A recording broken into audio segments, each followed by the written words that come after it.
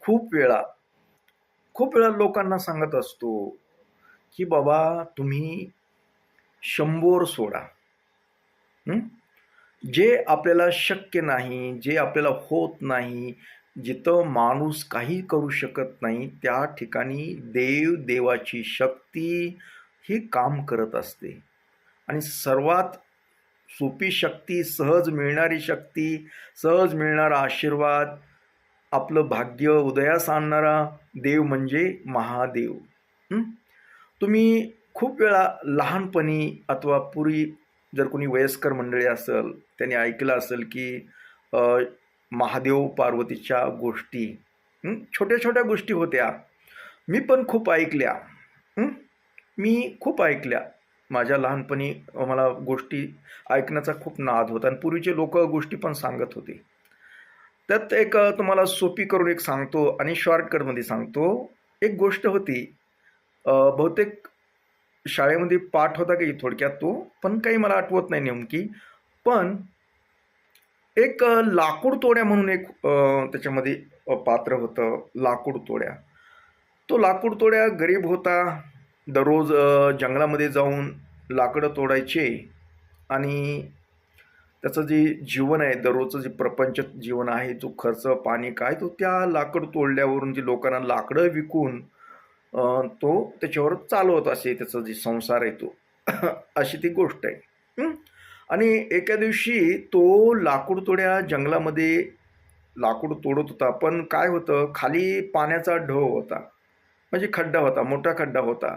त्याच्यामध्ये भरपूर पाणी होतं आणि तो झाडावर गेला आणि ती वाळलेली तेवढी लाकडं तोडत होता. पण त्याच्या लक्षात आलं नाही की खाली खड्डा आहे. ते आपण थोडंसं बाजूला आहे आणि त्या धुंदीमध्ये समजा त्यानं लाकड तोडत असताना त्याची जी कुऱ्हाड होती, ती कुऱ्हाड पाण्यामध्ये पडली. आता ज्या कुऱ्हाडीवर त्याचा प्रपंच चालत होता, दररोजचं जे खाणं पिणं काय जी त्याचा खर्च पाणी भागत होता, आणि तीच नेमकी कुऱ्हाड पाण्यामध्ये पडली. मग आता काय, पाणी तर खूप खोलवरलं. आता काढायची कशी, कसं काढावं काय, तो रडत बसला. त्या डबक्याच्या शेजारी म्हणजे त्या खड्ड्याच्या शेजारी असं रडत बसला. डबकं म्हणूया अगर ती विहीर असेल कदाचित. आणि रडत बसला आणि खूप धावा करू लागला देवाचा. देवा, आता मी काय करू, ज्याच्यावर माझं पोट चालत होतं, माझा प्रपंच चालत होता, ज्या कुऱ्हाडीवर माझं सर्व काही चालत होतं, तीच कुऱ्हाड आता पडली आहे म्हणली पाण्यात. आता मी कसं करू. मग तो खूप रडत होता. आणि तेवढ्यामध्ये महादेव पार्वतीचं विमान वरून चाललं होतं. मग जगाची माता म्हणतो आपण, पार्वती माता, तिनं खाली पाहिलं तर तो लाकूड तोड्या रडत होता. तर महादेवाला म्हटली, देवा बघा ना, हा लाकूड तोड्या का रडतोय, काय त्याचा प्रॉब्लेम आहे, काय अडचण आहे काय. मग महादेवाने ते विमान घेतलं खाली आणि त्याच्या जवळ गेले आणि म्हणले, बाळा का रडतोस तू. त्यावर तो लाकूड तोड्या म्हणाला, काय सांगू, माझी कुऱ्हाड पाण्यात पडली, आता मी कसं पोट भरू, माझा प्रपंच कसा चालू, म्हणून मी रडतो म्हणले. अरे वा, असं होय, बर बर, मी तुला काढून देतो म्हटले. आणि देवानी त्या पाण्यामध्ये उडी घेतली. सर्वप्रथम त्याला सोन्याची कुऱ्हाड काढून दिली. म्हणले, हेच आहे का कुऱ्हाड तुझी. तर लाकूड तोड्या म्हणले, नाही माझी कुऱ्हाड ती. त्यानंतर चांदीची दिली, पुन्हा वेगवेगळ्या धातूची, मौल्यवान धातूची कुऱ्हाडी काढून दाखवल्या त्यांनी, पण तो नाही म्हणला, ही माझी नाही. मग शेवटी ती लोखंडाची जी कुऱ्हाड होती त्यांनी ते काढली आणि म्हणले, हे का. तर म्हटलं, हो. तर मग देवानी त्याला ती त्याची लोखंडाची कुऱ्हाड पण दिली आणि इतर जी सोन्याच्या, चांदीच्या, रुपयाच्या काय जी कुऱ्हाडी होत्या तेवढ्या त्याला बहाल केल्या आणि म्हटले, राहू दे म्हणले. आता हे असं का केलं, तर त्या लाकूड तोड्याचा प्रामाणिकपणा देवाला तो भावला आणि देवाने त्याला ते बाकीच्या कुऱ्हाडी पण देऊन टाकल्या. देवानी थोडक्यात परीक्षा बघितली होती. तर मला सांगायचंय काय, ही अशाच गोष्टी होत्या. जरी गोष्टी छोट्या एकदम थोडक्यात असतील तरी मार्मिक त्याच्या मागं अर्थ दडलेला आहे. याच्यामध्ये असं झालं की त्या लाकूड तोड्याचा प्रामाणिकपणा, जे आहे माझं तेच मला हवंय, मला हे तुमचं काही बाकीचं नकोय. ती बाकीच्या कुऱ्हाडी त्यांना बक्षीस म्हणून दिला, ती खरं बोलला, प्रामाणिकपणा दाखवला म्हणून देवाने दिल्या. ते बाजू वेगळी. पण आपण आजकाल काय करतो, आपल्याला एखादं कोणी म्हटलं ही तुझे पैसे एवढे हरवतो, होच म्हणायला, जास्त म्हणलं की होच म्हणतो ना. यामुळं देव पण आपल्यावर पावत नाही. देव म्हणतो हा लबाड आहे. मग ते आहे ते बी काढून घेतो त्याच्याकडून. असं आहे ते.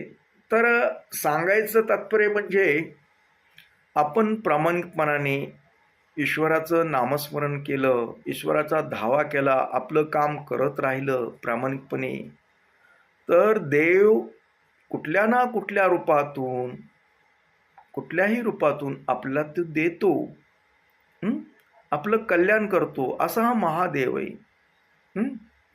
कारण सर्वसामान्य साध्या सिंपल माणसाला सुद्धा पावणारा देव आहे.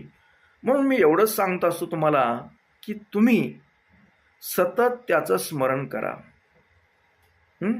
त्याची आठवण करत राहा, त्याचं जे मंत्र जप आहे तो करत राहा. कारण आज ना उद्या तुमचं म्हणणं, तुमची हाक हा शंभूपर्यंत जाणारच आहे.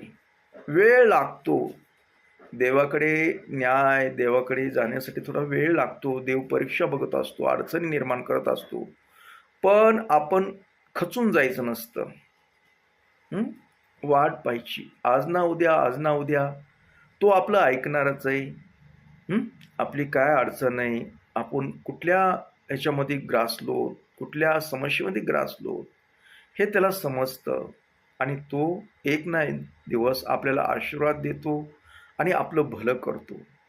फक्त आपलं काम काय आहे, आपण त्याचं नामस्मरण करणे, त्याचा धावा करणे, नियमितपणे त्याचं स्मरण ठेवणे, नियमितपणे पूजा अर्चा साधी सिंपल करत राहा. इतर गोष्टीला आपण खूप काही वेळ देतो. तर ही एक गोष्ट नियमितपणे जर केली तर आपल्याला अडचणी येऊ शकत नाहीत. आल्या तरी त्या दूर होतात, हे माझी खात्री. आता बऱ्याच लोकांना कुठं देव असतो का हे असल्या काही भानगडीत पडतात लोक. पण ज्याला त्याला अनुभव आलेला ते लोक सांगतील तुम्हाला. मला बी काही माझ्या जीवनामध्ये काही अनुभव आले, अगर मी कुठल्या समस्येतून बाहेर पडलो, म्हणून मला विश्वास वाटतो ना. मी अशा काहीतरी टाईमपास म्हणून कधी बोलत नाही.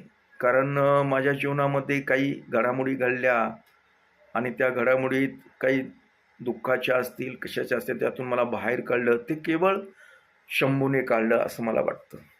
कारण मी त्याचा धावा सतत करत असतो. उठता बसता फिरताना नामस्मरण करत असतो. मला एवढंच सांगायचं आहे की तुम्ही सुद्धा कुठला प्रवास असेल, काही असेल, तुम्ही सतत नामस्मरण करा. तुमचं दुःख नाहीसं होणार म्हणजे होणार, नक्की होणार. कुठलीही तुमची मोठी समस्या असेल, काही असू द्या, हो, ते दूर होते. तुम्हाला काही याच्यात काही मोठं मेहनत घ्यावं लागत नाही. आता काय नाही, तर काय एवढं कष्ट नाही. तोंडानं नाव घ्यायचं आपल्याला शंभूचं. ओम नमः शिवाय नमः, ओम नमो ओंकारेश्वर देवताय नमः, एवढंच करायचंय. एवढं करायला काय लागतं हो. सोपा कार्यक्रम करा, अवघड्यात पडू नका.